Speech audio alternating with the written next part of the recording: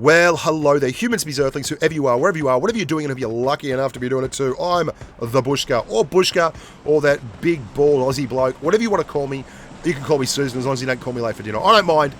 I'm very, very keen to get involved with PUBG. I really like it, had a great time playing the game, and I come from a mobile gaming background. My other channel's got about nearly 50,000 subs, I don't know, about 14 million views on channel, something like that. I can't remember. And it's all about mobile gaming, World of Tanks Blitz. Brilliant game, check it out. You should check that out as well. Goes very much hand in hand with PUBG. The reason I'm making this video is I've got a whole lot of people that sponsor my channels, who are in Patreon and Telegram groups with me, and they haven't played PUBG before on PC. They haven't played first-person shooters before, some of them. And PUBG has a pretty steep learning curve. And there's some really obvious mistakes that you make straight out the bat that will cost you time and cost you a whole lot of effort and angst. And what this video is setting out to do is just give you a quick rundown, a quick breakdown on the fact that you can't drive through everything in the game that looks like it is kind of meant to be driven through. A quick overview so that you can make less mistakes when you start and get to the good stuff even quicker. To that end, I took my very good mate Snake Eyes out in a squad game with a couple of other mates, Where JC, Tiki Dingo, and I'm going to show you that footage later on in this video and illustrate the mistakes that Snake was making and use them as teaching moments, because there's nothing better than making your mates look like they're thick as mud. Love you, Maxi, and on with the show. Now, let's cut to the basics. If you are just picking up this game, the ultimate aim is to be the last man standing. And that means that you have to eliminate all your enemies. Now, the enemies in the case of solo mode are everyone else. In the case of squad mode, it's all the other squads. To do that, the game has a enforced mechanic where there is a blue dome and it gets gradually smaller and smaller and defines the area of the engagement. And then you have to have close quarters combat as the game finishes, and it's a whole lot of fun. And this is my first chicken dinner. I think this is my second or third game, and I was hooked. As soon as I got me a chicken dinner, I wanted another chicken dinner. I love a bit of poultry. I'm a big fan of the flightless bird. Now, the game is fun for all that. It's not just about winning. In fact, I really don't play a whole lot for the chicken dinner. I mostly play for the kill spam, for the fun bits, and to just look awesome. There is nothing better than strapping a frying pan over your ass, putting a Styr-Org on your shoulder, and running off in a ghillie suit into the wild blue yonder. I mean, tell me that's not beautiful. You also get your fair share of Muppets in the game. The stet-petting bridge keepers. No care bush, no care bridge. Get wrecked, act like it. But to the serious stuff. Firstly, when you parachute out, you select an area to go to. I'm not going to get too deep into this, but the parachuting is really important. You can trim so that you are nearly horizontal to the horizon, and you will then float a long way out from where you leave the plane. That's really important because it means that you actually will favour, your odds will improve with regards to finding better gear and to actually not having people contest that gear. The first minute is like absolutely brutal, because if someone comes down right next to you, then you are basically going to have to either fisticuff it out and punch on with your fists, or you're going to go and find a gun. And the first one to find the gun is like, you know, the one-eyed man in the land of the blind. He is a god. And you're going to see here, there's someone going in over the other side there. There was another parachute. But before we get to that, I want to clear up one misconception. When the zone line hits you and you get caught behind the zone line, you do not just instantaneously combust. You bleed out slowly. You slowly take damage. And you can repair damage in the game by using bandages or med packs, that kind of stuff. Bandages, in fact, can be used to heal you up to 75% of your hit point pool, but no further. So what you can do is run, and then bandage, or med kit, and then stop, and then run again. So you can actually stand outside that zone line for quite some time. So don't get super panicked if you get stuck a kilometre behind the zone line. As long as you have enough med packs, bandages, pills, and those kind of things, you'll go okay. Now, hitting the ground running is really, really important. If you angle your joystick all the way up to the top, you will see a sprint button will pop. It's there on the left of screen in gold.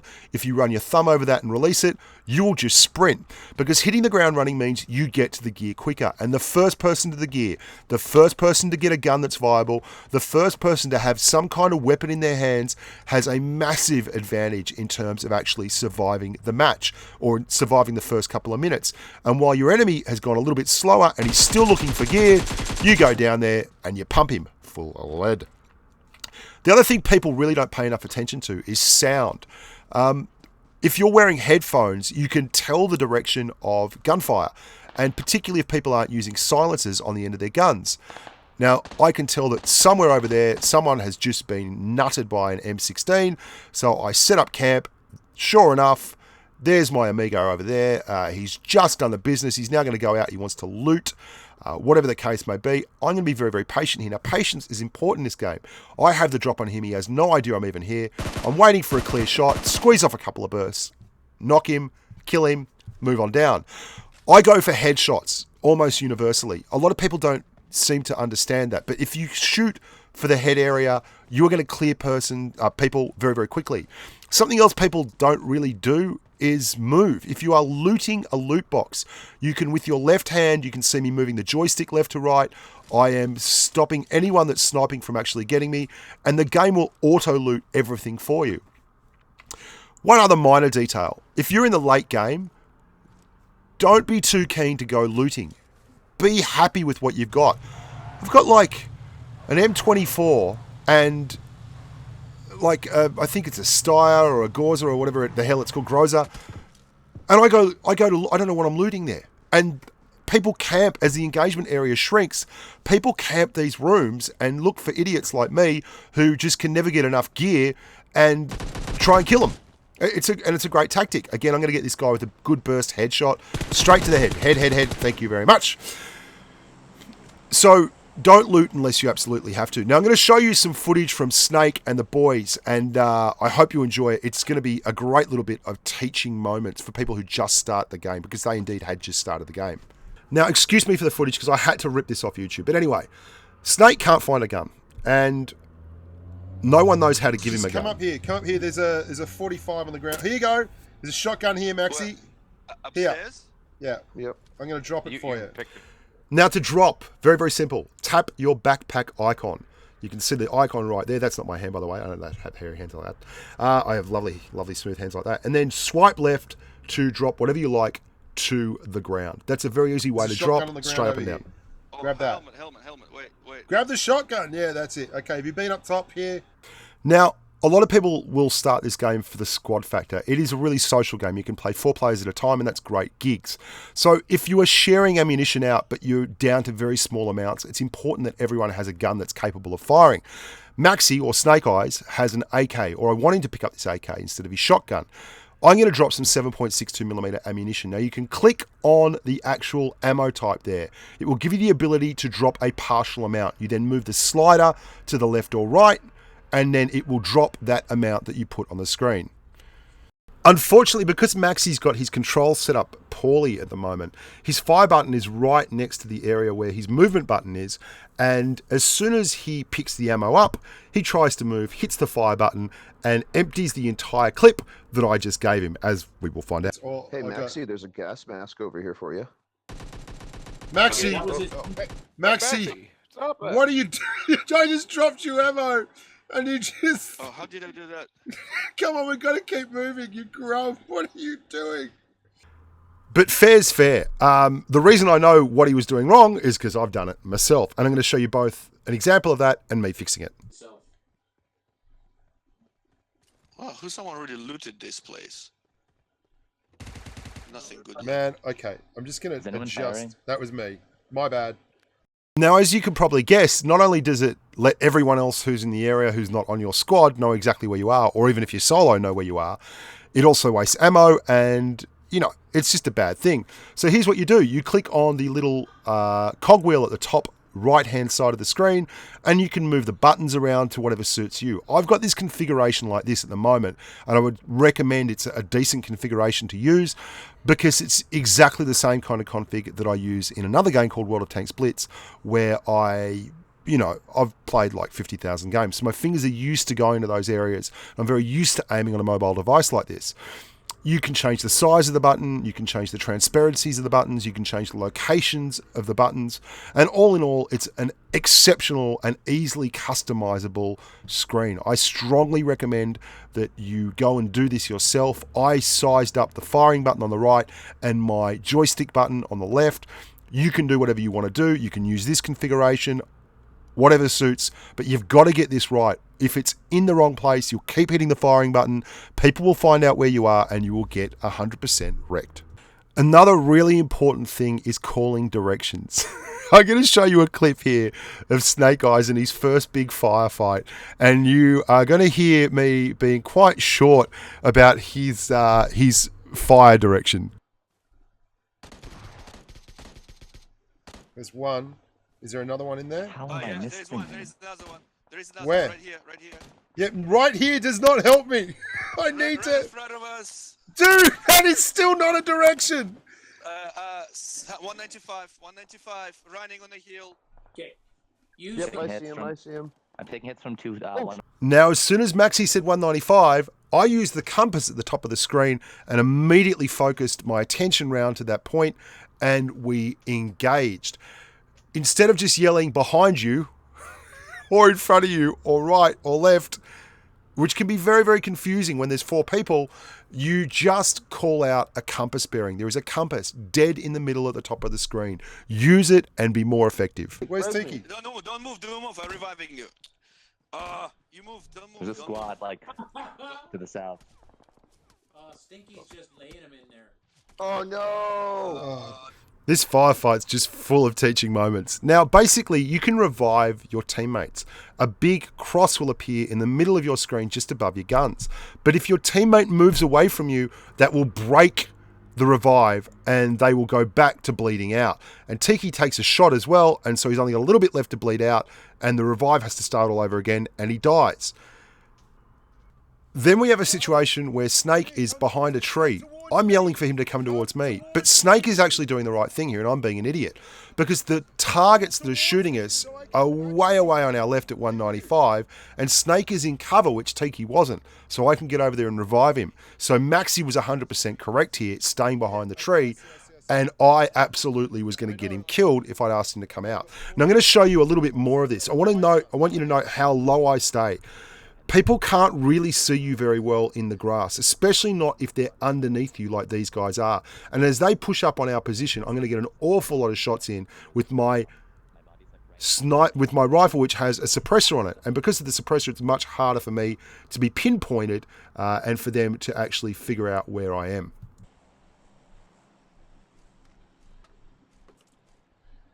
Yeah, Stinky says, where's Affinity to complain about Snake or Bushka going for low hit point players? There's still a guy at the southwest. Yeah, I see him.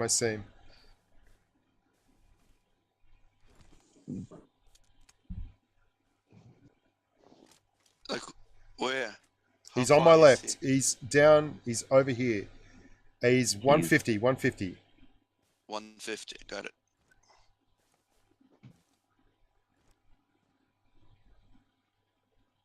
No, there's 2 of them. How do There's you 2 get of rid them. There's this 2 of them. grass? There's 2 of How do them. you get rid of the grass? You can't. Don't you wish you could remove There's grass? one at 150. No, the grass is the only thing keeping you alive. There's 2. It's a whole squad, dude. You ready? Really? Maxi? No, but I'm ready with a gun. I'm aiming towards 150.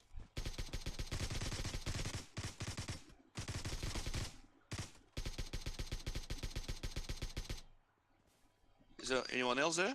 Yeah. Yeah, there he is. Oh, damn it. I got one. I think I got one down. You but did, got mate, me you down, did. Bush. There's still one more on my There's another right. Can you revive me? Can you revive me?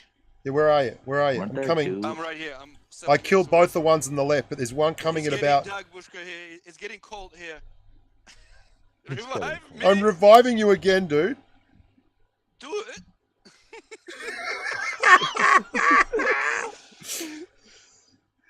Lord, sit down. Get down. Get down. So, let's be frank, I'm still a little bit of a noob, but I'm less of a noob than my amigos, my mates. And that's the whole point of this game for me. it's never going to end up as a, dominate the world kind of thing, but it will end up as a fantastic social game that you can really have a giggle in with your buddies. Now, I want to talk about some of the more advanced stuff that I've figured out along the way. Namely, let's have a chat about crates to start with. Crates is where the best gear is dropped. They are airdrop crates, and when they come down, they will have amazing stuff that's like rare, like AWMs and 8x scope. And if you get a hold of an AWM, you've basically got the best gun in the game. And it can shoot at incredibly long ranges with an 8x scope and completely wreck people. I mean, look at these tiny little targets. 8x magnification, stick an AW into them, and thanks very much for coming. Bob's your mother's brother. But getting an AWM, or indeed anything out of a crate, which is where the best gear drops, is tough because everyone wants that stuff. And it becomes a very, very difficult situation to deal with.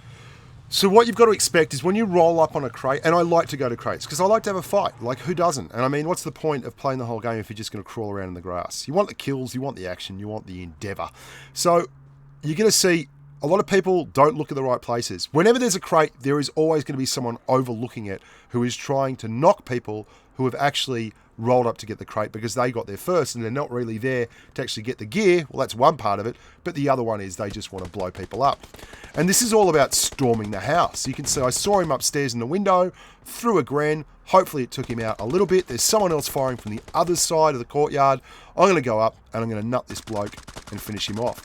Now, something to remember about crates is if you roll up on a crate in the water and you've chosen the weapon, it will drop the weapon you are currently holding. And because you're in the water, you can't change that unless you're on the land. So I get on land, I try and change the weapon back to the other one I was holding. And then I go back in the water to pick up the other weapon and it's hard to pick it up. And the blue line's coming and I'm just having a complete noob out. Now I've got an AWM in my left hand and I'm trying to find the M4 that I just dropped. There it is. I pick it up. I've dropped the AWM. Oh, bugger. I dropped, oh God, there's the blue line. Got to get my AWM. This is an absolute disaster. Make sure when you're going for a crate in the water that your left-hand weapon is the one that you want to drop, or you're going to end up behind the blue line and you're going to do a lot of running. Now, just to finish off, because we have done an awful lot of stuff, I'm going to show you another example of when someone's in a building and using the sound here to actually get things done. And then I'm going to show you a way to camp a crate, or the way to approach a crate that's a bit more sensible. I can hear someone upstairs. I can hear that there's someone outside. The guy upstairs that I just saw just then has an an AR, automatic rifle. The guy outside sounded like he had a shotty. So I'm going to leave him up there. I'm going to move around to the left, try and take the guy outside out first, and then gren the top after I've taken this bloke out, and hopefully clear the other bloke. Now you see how I leant there? I leant to the left. There are two lean buttons above my joystick. I use those to pop out, and I'm going to show you those in the next part of the video. Specifically, if I was that guy, you've got to think around a little bit. If you were that guy, where would you move? You wouldn't be sitting at the bottom of the stairs where he'd expect you to be. You'd probably move to the room furthest away so you could cover, which would be this room just here. And I'm going to chuck the gren in there and then go assault from the stairs. And I don't have to because I actually killed ... with frag grenade. Excellent stuff. I'm going to show you a little bit more of that leaning stuff in the next video here. This is with a Kar98. Now, I love the Kar98. It's a 7.62mm round sniper rifle, which is excellent. 5 rounds in a clip, all good. I'm chasing down a crate. Now, you can see people dying on the left of the screen there. There is a whole lot of action at this crate. There is smoke, there are people getting wrecked, there's gunfire, all these noises. So I'm moving in from a very, very oblique angle. And what I'm going to try and do is use the sniper rifle to shoot the guys at the crate, and when the last man's left standing and I've nutted him, I'll then move in and take the gear. Now, to that end, I've got the scope on the sniper rifle, and I'm not going into attachments and everything like that. I'm just talking about the basics of PUBG, right? I'm going to move up here and I'm going to use this tree as cover. Now, what you can do with the trees in the mobile version is you line up. If you get too close, the gun won't work. You tap that lean out button and then you use that to pop the shot. You move your joystick to the right if they start looking at you, and you move back in. But this is an excellent way to fire without exposing nearly any of your actual bodily self. He's not certain where the fire's coming from. We move back in. Done and dusted. I'm going to leave you with one last shot. This is a fantastic shot. The bloke's getting in a car. He is absolutely bizarre, a million miles away. This is an M16. I don't want to blow the shot. I wait till he gets in the car and then I shoot where the driver's head would be. Once, around, into the head, 5 kills. Thanks very much. I'm Bushka on whatever. Hope you enjoyed that video. I hope it was useful for you. If it was, please like the video, subscribe to the channel, tell your friends, tell the humans. It's all about the mobile PUBG here. We are not the PC variant. We are the mobile master race. Screw the PC users. Until next time, look after yourselves and stay safe on the battlefield.